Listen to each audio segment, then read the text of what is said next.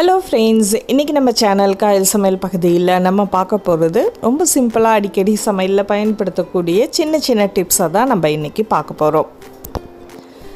இப்போ நம்ம அடிக்கடி பயன்படுத்தக்கூடிய எந்த ஒரு ஸ்வீட் ஐட்டமோ அல்லது தேவைக்கு நம்ம பயன்படுத்தக்கூடியது வேர்க்கடலை. அந்த வேர்க்கடலையில் தோல் எடுக்கிறது நமக்கு ஒரு பெரிய வேலையாக இருக்கும்.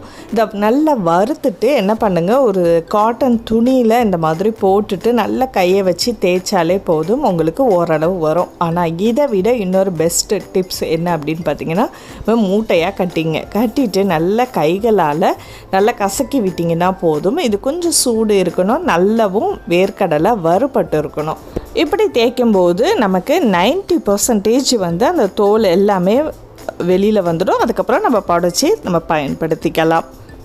இப்போ நம்ம துணிக்குள்ளேயே கசக்கிறதுனால ரொம்ப மெஸ்ஸியாகாது. இப்போ அடுத்த டிப்ஸ் என்ன அப்படின்னு பார்த்திங்கன்னா, இப்போ வெயில் காலம் அதிகமாக இருக்கிறதுனால எல்லார் வீட்லேயுமே தயிர் டெய்லி உரைச்சிட்ருப்போம். அந்த உரமோர் நம்ம என்ன பண்ணுவோம், பழைய தயிர்லேருந்து கொஞ்சோண்டு எடுத்து அதை யூஸ் பண்ணிப்போம். சில நேரங்களில் என்ன பண்ணுவோம், தயிர் சட்டியை நம்ம வாஷ் பண்ணிவிடுவோம். அப்போ உரமோர் நமக்கு கிடைக்காது.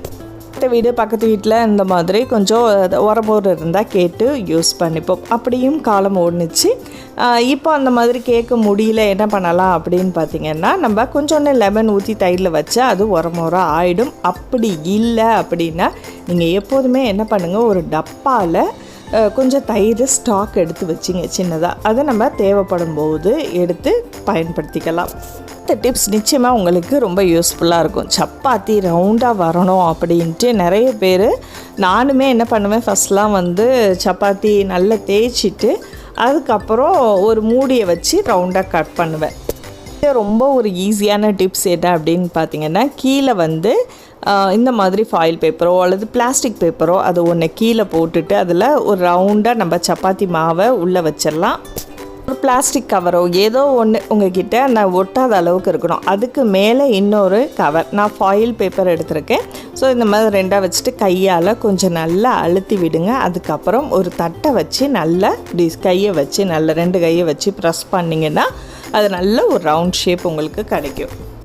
சப்பாத்தி நம்ம வச்சு தேய்க்கணுன்ற அவசியமே இல்லை. இந்த மாதிரி நல்லா நமக்கு ஷேப்பாக வச்சு நல்லா ரவுண்ட் பண்ணிட்டோம்னா நல்ல மெல்லிஸாகவும் வரும். இன்னும் ரொம்ப மெல்லிஸாக வரணும் அப்படின்னா நம்ம ரோலிங் பின்னை வச்சு நார்மலாக மேலே வச்சு லைட்டாக அழுத்தம் கொடுத்தா போதும். இப்படியே நம்ம பண்ணும்போது சப்பாத்தி நல்லா ரவுண்டாகவும் வரும், சப்பாத்தி கட்டையும் நமக்கு நீட்டாக இருக்கும். ஸோ கவரோட நம்ம வேலையே முடிஞ்சிடும்.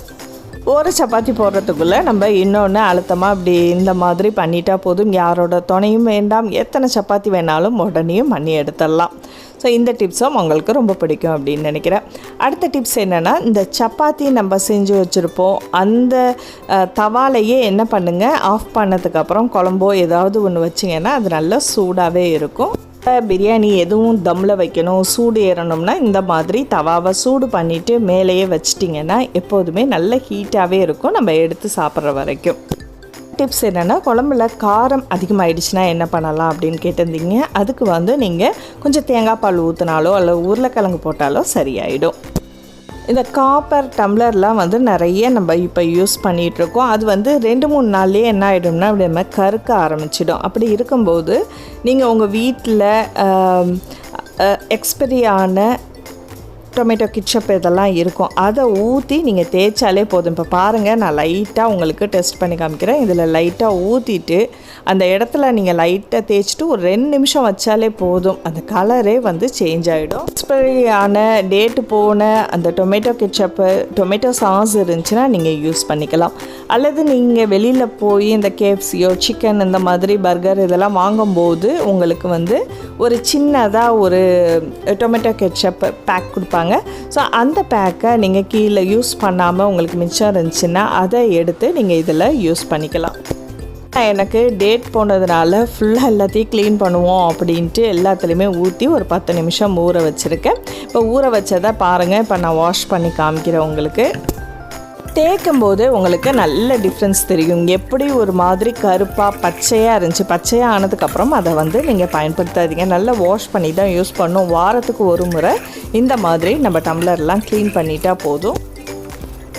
ஸோ வாரத்துக்கு ஒரு முறை இந்த மாதிரி க்ளீன் பண்ணி நம்ம டேபிளில் வச்சா அவ்வளோ புதுசு மாதிரி இருக்கும். பார்க்கும்போதே ரொம்ப அழகாக இருக்கும். இது இந்த மாதிரி கப்பு டம்ளர் அதுக்கெல்லாம் மட்டும் கிடையாது, நம்ம அடிக்கடி பயன்படுத்தக்கூடிய கேஸ் பர்னரும் வந்து உங்களுக்கு காப்பரில் இருக்கிறதுனால நீங்கள் அதையும் இந்த மாதிரி சுத்தமாக க்ளீன் பண்ணி வச்சிடலாம். கேஸ் பர்னர் இந்த கறி ஆயிடுச்சினாலே உங்களுக்கு குக்கரோ அல்லது நம்ம யூஸ் பண்ணக்கூடிய சட்டி ரொம்ப அடிப்பிடிக்க ஆரம்பிச்சிடும். அதனால் எப்போதுமே இதுவும் ஒரு மாதத்துக்கு ஒரு முறை க்ளீன் பண்ணி எப்போதும் புதுசாக வச்சுங்க. இந்த டிப்ஸ் என்ன அப்படின்னு பார்த்தீங்கன்னா, நம்ம லேயர் ஜெல்லியோ அல்லது லேயர் கடப்பாசியோ இந்த மாதிரி 1 2 3ன்ட்டு நிறைய பேர் அடுக்கு லேயர்லாம் பண்ணுவாங்க. ஸோ அந்த மாதிரி லேயர் கடப்பாசிலாம் செய்யும்போது ஒன்றோட ஒன்று சில நேரங்களில் சேராது, ஒட்டிக்காமல் அது அப்படியே பிரிஞ்சு வந்துடும். அப்படி வராமல் இருக்கணும் அப்படின்னு பார்த்தீங்கன்னா, நம்ம ஃபஸ்ட்டு செட் பண்ணி முடித்ததுக்கப்புறம் ரொம்ப ஹார்டாக ஆகக்கூடாது. அப்படி ஹார்ட் ஆகிடுச்சின்னா இந்த மாதிரி ஃபோக்கோ கத்தியோ வச்சு இந்த மாதிரி சின்னதாக ஹோல் போட்டு விட்டுடுங்க. ஸோ லைட்டாக அந்த ஹோல் இருக்கும். ரொம்ப கீழே வரைக்கும் இறங்குனிங்கன்னா 2 கலரும் மிக்ஸ் ஆகிடும். அதுக்கு மேலே அடுத்த லேயர் நம்ம ஊற்றணும். இந்த மாதிரி 2 லேயர் ஊற்றி நல்லா செட் ஆனதுக்கப்புறம் ஓப்பன் பண்ணுறதுக்கு முன்னாடி நம்ம ஸ்பூனை வச்சோ அல்லது கைகளை வச்சோ நம்ம கொஞ்சம் லைட்டாக அழுத்தம் கொடுத்துட்டு திருப்பி போட்டிங்கன்னா நமக்கு லேயர் பிரியாமல் சூப்பராக வரும். இந்த டிப்ஸ் நிச்சயமாக உங்கள் எல்லாத்துக்குமே பயனுள்ளதாக இருக்கும் அப்படின்னு நினைக்கிறேன். இதோட மற்ற டிப்ஸும் எல்லாமே உங்களுக்கு யூஸ்ஃபுல்லாக இருக்கும். ஸோ இந்த வீடியோ உங்களுக்கு பிடிச்சிருந்துச்சுன்னா மறக்காமல் லைக் பண்ணிவிட்டு கீழே இருக்கிற ஷேர் பட்டனையும் ப்ரெஸ் பண்ணி நண்பர்களுக்கும் ஷேர் பண்ணுங்கள். அடுத்த ஒரு இன்ட்ரெஸ்டிங்கான வீடியோவில் சந்திப்போம். நன்றி.